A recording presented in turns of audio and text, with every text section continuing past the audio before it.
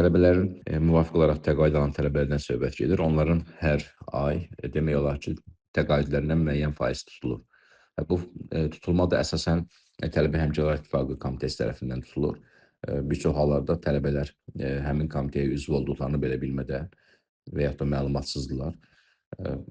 Və nəticə etibarilə onlar təqaüdlərini alarkən müəyyən qədər, yəni 2% hardasa onların təqaüdlərindən tutulma faktı qeydə alınır. 2 manat, 3 manat bəzi tələbələrdə təqaüdlər tutulur. Əlbəttə bu qanunsuzdur. Burada qanunvericiliyin tələbi pozulur. Çünki tələbə həmin tutulmanın səbəbini bilməlidir. Əgər tələbə qeyri-qanuni yolla müvafiq olaraq o üzv qəbul edilibsə və tələbə bundan məlumatsızdırsa, o zaman həmin tələbə tutulma ilə bağlı universitetin, yəni ali təhsil müəssisəsinin mühasibatlığından, o cümlədən bu tutulma faktı üzə çıxdıqdan sonraki hansı qurum tərəfindən tutulub, həmin qurum tərəfindən müvafiq izahat tələb edə bilər ki, hansı əsasla bu təqaüd tutulub. Əgər tələbə özü könüllü formada hansısa bir təşkilata üzv olmayıbsa, o zaman həmin tutulan məbləğ tələbəyə geri qaytarılmalıdır.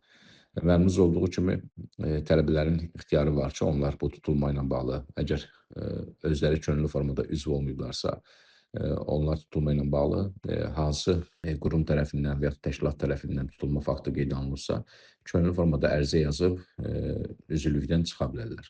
Və üzvlükdən çıxmaq da o deməkdir ki, artıq növbəti aylarda onlardan hər hansı bir tutulma faktı qeydə alına bilməz. Amma bura qədərki tutulmalar var, bunlar hamısı qeyri-qanunidir və tələbələr də belə hallar müşahidə edilirlərsə, mütləq ali təhsil müəssisəsinə fəaliyyət göstərən mühasibatlığa, o cümlədən də üzv olduqları təşkilatlara bildirməlidirlər.